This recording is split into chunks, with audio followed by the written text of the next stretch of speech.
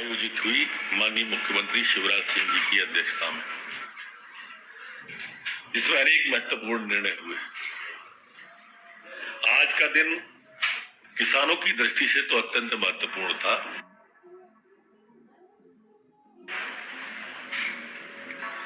आज माननीय मुख्यमंत्री जी के द्वारा किसानों को जो किसान सम्मान निधि थी,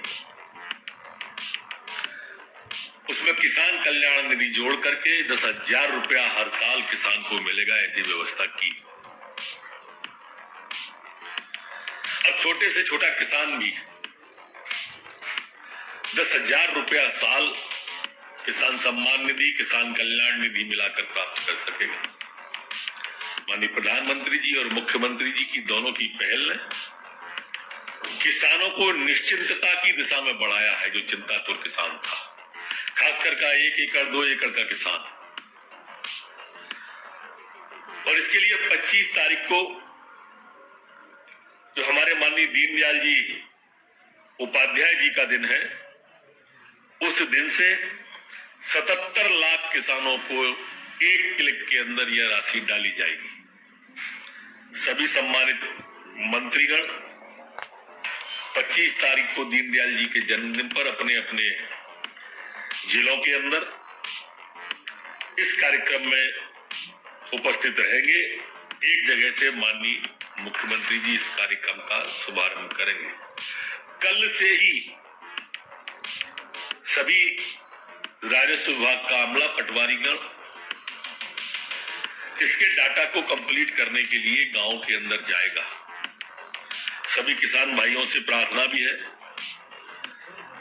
कि वो मानते हैं कि वो पात्र हैं और उनका नाम नहीं है उन 77 लाख में, तो वो 77 लाख के अलावा भी अपना नाम जुड़वाएं। फिर वो चाहे 80 लाख हो जाए, 90 लाख हो जाए और अधिक भी हो जाए, उन सबके डाटा को कंप्लीट करने का काम कल से होगा। एक ऐतिहासिक दिन मध्य प्रदेश के गरीब के लिए, किसान के लिए, मजदूर के लिए, जो बहुत छोटे और सीमांत किसान हैं, उनके लिए था। कैबिनेट की बैठक में आज और महत्वपूर्ण जो निर्णय हुए वो मील के पत्थर हैं। 50 साल बाद हमारे नगरीय क्षेत्रों की शासकीय भूमि के धारणों में भू अधिकार पत्र अब मिलेंगे, उन्हें स्वामित्व मिलेगा। आज 2 विषय राजस्व विभाग के जो आइटम क्रमांक 14 और 15 पर थे, नगरीय क्षेत्रों के भूमि धारकों वाला और राजस्व पुस्तक परिपत्र खंड क्रमांक 4 का नजूल निवर्तन निर्देश, इसकी जो विशेष बातें थी मैं आपके माध्यम से जनता तक भी पहुंचाना चाहूंगा, जो आज मुख्यमंत्री जी की अध्यक्षता में कैबिनेट ने निर्णय लिए। वर्तमान में नगरीय क्षेत्रों में नजूल भूमि, आबादी भूमि धारणा अधिकार सुनिश्चित एवं राजस्व वसूली के लिए कोई भूमि अभिलेख संधारित नहीं था, जो इसके बाद से अब होगा। नगरीय क्षेत्र में शासकीय भूमि में काबिज अधिभोगियों को भूमि स्वामी प्रमाण पत्र अथवा स्थायी पट्टा किए जाने का भी प्रस्ताव इसमें है। विभाग द्वारा तैयार किए गए मुख्य सचिव की अध्यक्षता में गठित वरिष्ठ सचिव समिति और मंत्री पद द्वारा भी इसमें अनुशंसाएं की गई हैं।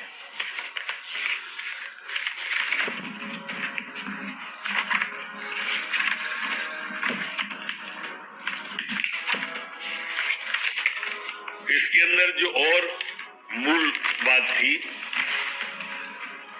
वो ये है कि 1969 से राज्य शासन द्वारा नजूल भूखंडों की जांच का अधिपत्र अभिलेख तैयार करने के प्रमाण पत्र दिए जाने के भी अब निर्देश शासन देगा।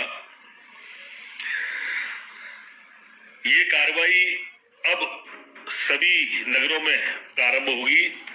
जो नजूल की भूमि के भूखंडों का रिकॉर्ड जहां उपलब्ध नहीं है वहां उपलब्ध होगा। इसकी आवश्यकता क्यों है? इसकी आवश्यकता इसलिए है कि भू घाटकों को भू स्वामित्व स्थायी पट्टा प्रदान करने के लिए आवश्यकता है, नजूल भूमि का अभिलेख तैयार करने के लिए आवश्यकता है और नजूल भूमि से राजस्व वसूली के लिए भी है।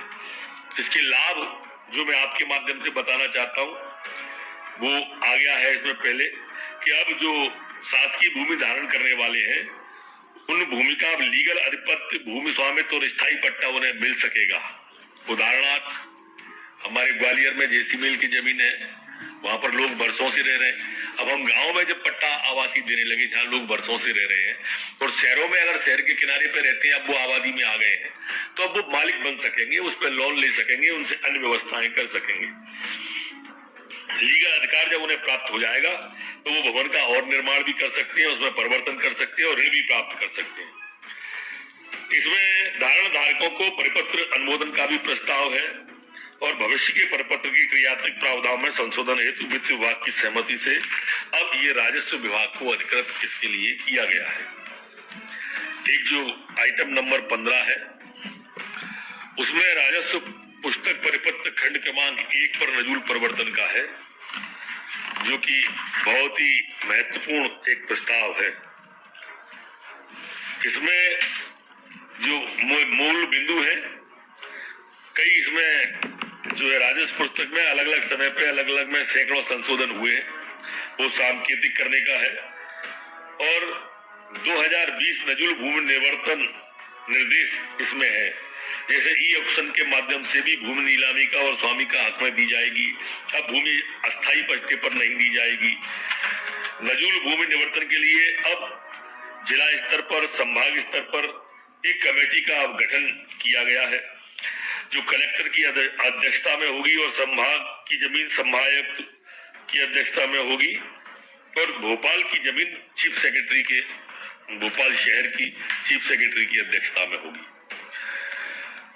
निम्न तरीके से दी जा सकेगी भूमि राज्य शासन के किसी भी विभाग को हस्तांतरण द्वारा स्थायी पट्टे पर दी जाकर, स्थानीय निकाय को भूमि स्वामी के हक में दी जाकर, नीलामी द्वारा भूमि स्वामी हक में दी जाकर, लाइसेंस जैसे किसी को मेला वगैरह लगाना है कुछ समय के लिए, टेम्परेरी लगते हैं मेले, उसके लिए भी अब देने का प्रावधान किया है। उसमें खाली जो पड़ी रहती थी, कृषि प्रयोजन हेतु भूमि अधिकार स्वामी अधिकार में दी जाकर।